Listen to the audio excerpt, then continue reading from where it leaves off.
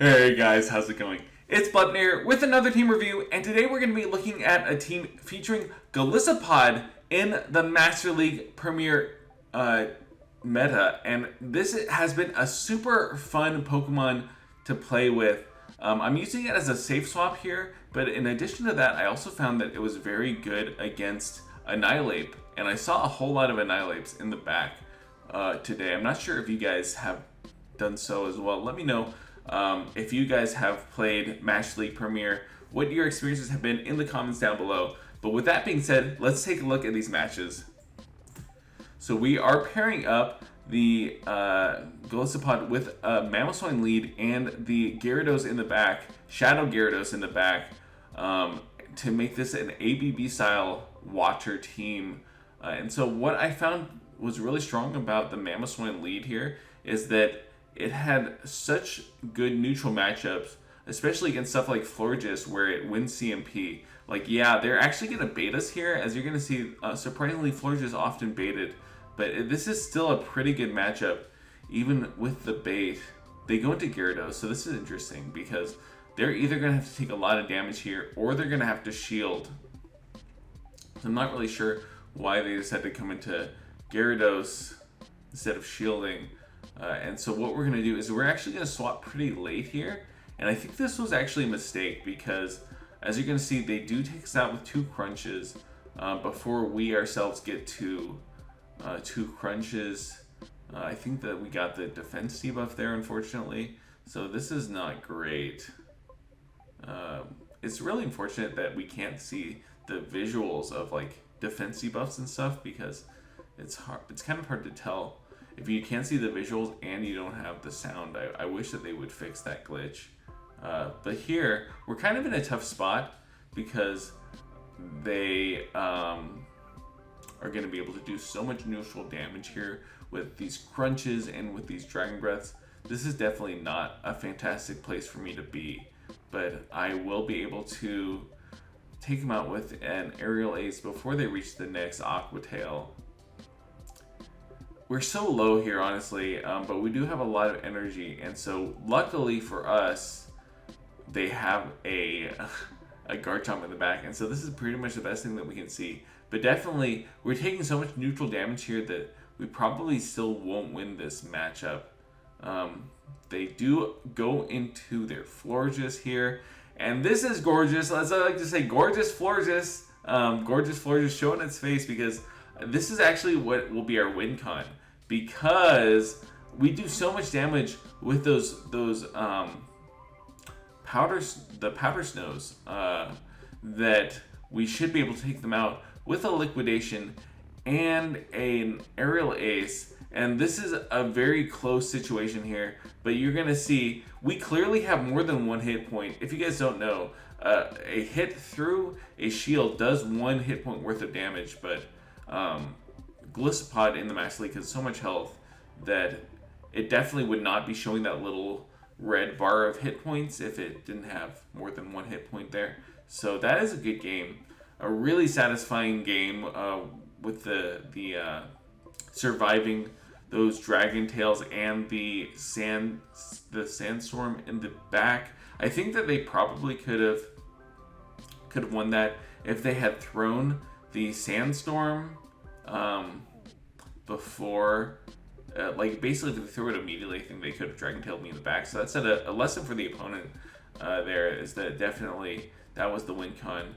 So here we see a Mamoswine into Magnezone, and much to my surprise, this Magnezone is actually running Spark as the fast move. This is very early on in the season. These were the first few battles of the season, so I wouldn't be surprised if this was a simple mistake by the opponent. They probably meant to use Volt Switch, which is far superior, but what we're going to do is we bait first with the Avalanche, and then we throw the high horsepower. And because they're 2 shields down here, we can farm up until they have to throw the Mirror Shot, and then we catch the Mirror Shot. And so that's a really good catch for us, because now we have Dragonite with 0 shields into our GOLISOPOD with 2 shields. The Mirror Shot did very little damage. It thankfully did not debuff us, If it debuffed us here, then this would not be as good of a situation. But thankfully here, we should be able to take them out with 3 Aerial Aces, which means they have to throw a move. And I think that we just let this move go just because the Gyarados with 2 shields should be able to sweep through anything in the back. So we let this go. They undercharge a little bit, I think, or maybe they just didn't do enough damage with the Dragon Claw. Regardless, they had a nice energy advantage, and thankfully they did not quite get to the Dragon Claw there. Weird lag for a little bit there. That's okay, a little bit of lag. But here they have. Oh my gosh, they have Garchomp in the back. They have 0 shields. This is a double super effective Avalanche. Boom! That's a lot of damage. The most damage I've ever seen done to a Garchomp, pretty much. Really satisfying there. Garchomp is a bulky Pokemon, but now that we have a 2 shield advantage versus the Magnezone, this is one of the reasons why the Shadow Gyarados is so nice, is because it definitely does enough damage to take them out with a crunch, whereas I think the regular Magnezone might not have enough, quite enough attack stat to do that. But here, this is a very good lead matchup versus the Hippowdon. And then they go into Feraligatr. We immediately go into Golisopod because Feraligatr does not have any moves that hit Golisopod for neutral damage with its normal moveset. Of course, it does have Crunch if it wants to be super spicy, but I think that Feraligatr kind of needs to have Ice Beam for the Dragon types out there, and the mostly just the Dragon types, to be honest. But I just wouldn't expect them to have Crunch, personally. And so this means that this is actually a pretty positive matchup. As you can see there, the Golisopod surprisingly wins CMP over Feraligatr, which is a pretty attack-weighted Pokemon. We're going to shield here, and we're able to farm them down. So a pretty good matchup, actually. Considering that we came into the matchup pretty late, 3 turns late, we are able to shield once and then fully farm down. And they have a Primarina in the back.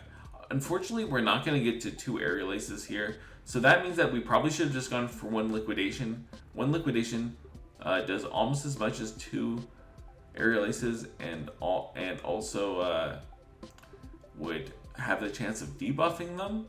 Sorry, would do almost as much as 1 Aerial Ace, but the chance to debuff would have been quite nice here.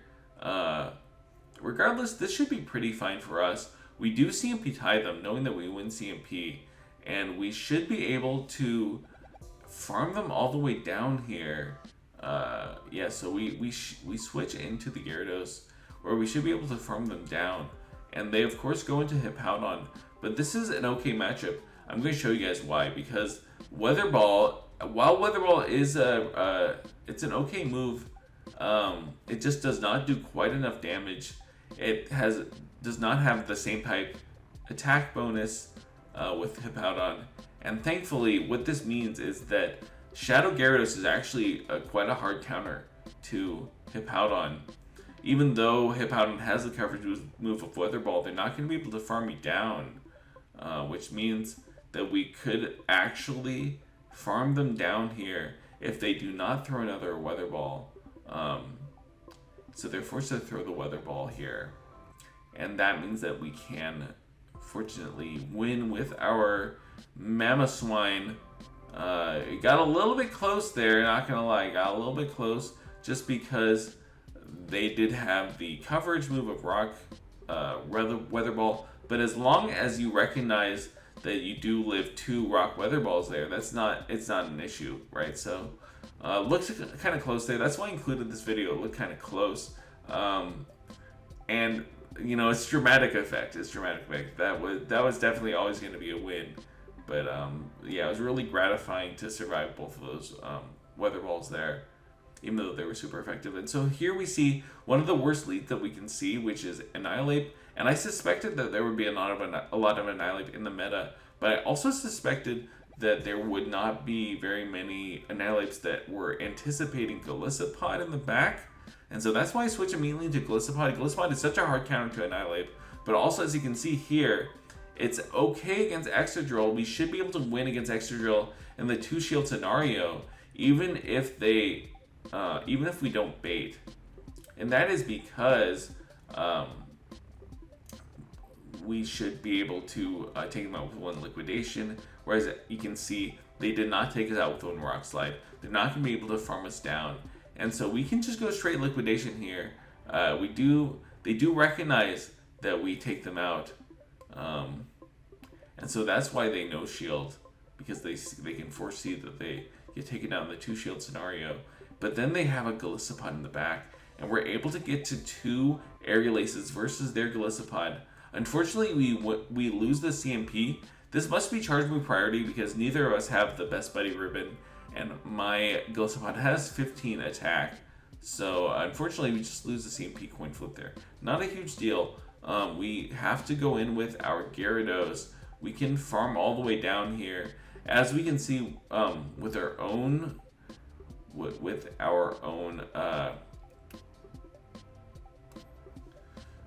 Golisopod into Gyarados, we do not do that much damage with the Aerial Ace.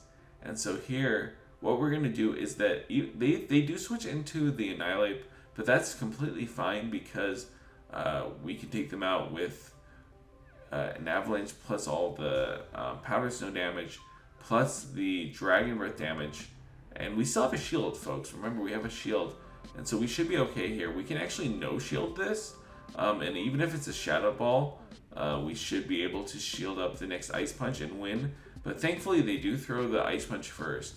And so now we definitely should win here, because we can shield this up. We farm them all the way down. And then we should be able to just throw a... We should have thrown the Crunch immediately, honestly, because they do get off the Aerial Ace there. But we, once again, because we ourselves use Golisopod, we know Aerial Ace does not do a lot of damage. We know that we win CMP here with our own Gyarados. Yeah, so kind of a poor showing, honestly, by the opponent's Golisopod, because I love Golisopod, but Gyarados is kind of like Golisopod's older brother. You know, Gyarados is just straight up better than Golisopod. So here, we're kind of slow to swap out, and what's more is that we swap out into Golisopod versus the Empoleon. That's not great. I think I probably should have switched to Gyarados. It's a pretty neutral matchup with Gyarados, but a much better matchup than here with the Golisopod. Thankfully, their Drill Peck does not quite two-shot us. So we do manage to spam off these liquidations. But we should just lose this. Whereas with the Gyarados, I think that we would be much more likely to win it. I think this was a CMP tie. Thankfully, let's see. Yes, it was a CMP tie, so this is good, because at least they're not going to have any energy. And then we're going to have to go into our Gyarados. They do undercharge there very smartly. Not fantastic for us. At least we do a lot more Shadow Claw damage here, so that we can farm down with Gyarados. Hopefully this can be a perfect farm down for us. This is where Gyarados really shines, is you know, doing some resisted damage and getting some energy here. The Drill Pick does not do a whole lot, so we have to see what they come in with. They come in with the Dragonite, and so we're gonna force them to either shield here or take a lot of damage. Of course, they do not shield because they recognize that Avalanche would do so much damage to them, but they have Excadrill in the back, and I think that this is just game over at this point for them, because Excadrill is not a good matchup for against Mamoswine. Not a good, not an answer to Mamoswine, I should say. It just gets completely outclassed. We can take one Drill Run, they cannot take one Avalanche, which means that in this one shield, two to shield and one shield scenario, that we just win this, because we can two shield here. We throw the Avalanche. It's not rocket science. It's not rocket science, guys, right? Because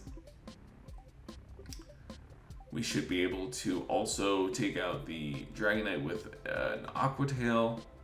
I guess it did get kind of close here, looking back, because of the fact that that we almost did not make it to this Aqua Tail. But I was a lot more confident at the time than I am looking back at this. I was a lot more confident that Gyarados, I mean, It's a very fragile Pokemon due to being Shadow, but you know, it's not the most. It's not completely fragile. It's got a little bit of bulk to it. You know, it was enough to live all those Dragon Breaths. But yeah, moving on. So this is really good, right? We definitely want to see the Magnezone with our Mamoswine, and of course, because Magnezone has access to Wild Charge, which allows it to throw a really powerful move and dip out, it's most likely to be in the lead. That's one of the reasons why I like the double water backline so much.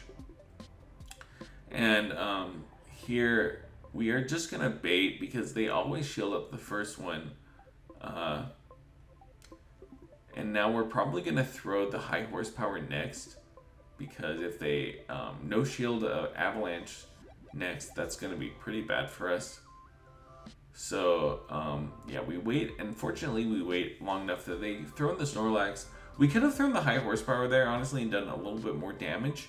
But what we're gonna see here is that what we can do is we can double up on Aqua Tails, and one Aqua Tail is enough to take out a Snorlax by the time we get to 2 Aqua Tails, which means we can win this really cleanly. We do throw the Aqua Tail immediately, so probably I would have liked to see myself get up to double Aqua Tails before throwing first. But it's not a huge deal. We can just farm down the Snorlax here.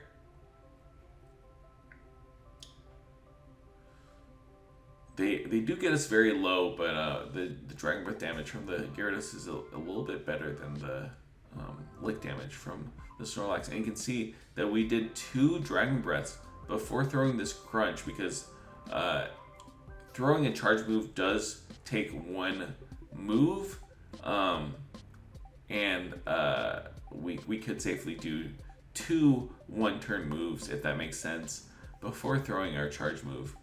But here, unfortunately, they blind throw, and this is I kind of wanted to like catch that. If they blind through, I would have wanted to catch it. But now we do catch the second time that they throw, and that's pretty much just as good, honestly. And then they have Ursaluna in the back, and you can see there that they did get the debuff from the Mirror Shot. So this is not fantastic for us, but it's still kind of close. You know, it's interesting. The GOLISOPOD is dealing double resisted fast move pressure, and then this Ursaluna does resisted charge move pressure. But the high horsepower is hit so hard that I almost wish that I had shielded that. But if I did, that would have put me at a shield disadvantage. So this matchup is not that great, honestly, especially because I was debuffed in my defense, or sorry, my attack.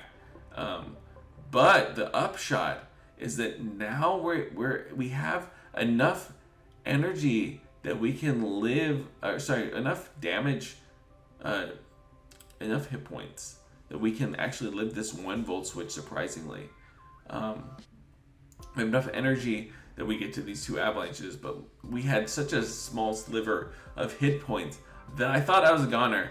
You guys can rewind, like it was a very small portion, but this is the Master League Premier. This is not a Great League. This is not Ultra League. Things are a lot bulkier here, so I was very happy to survive there.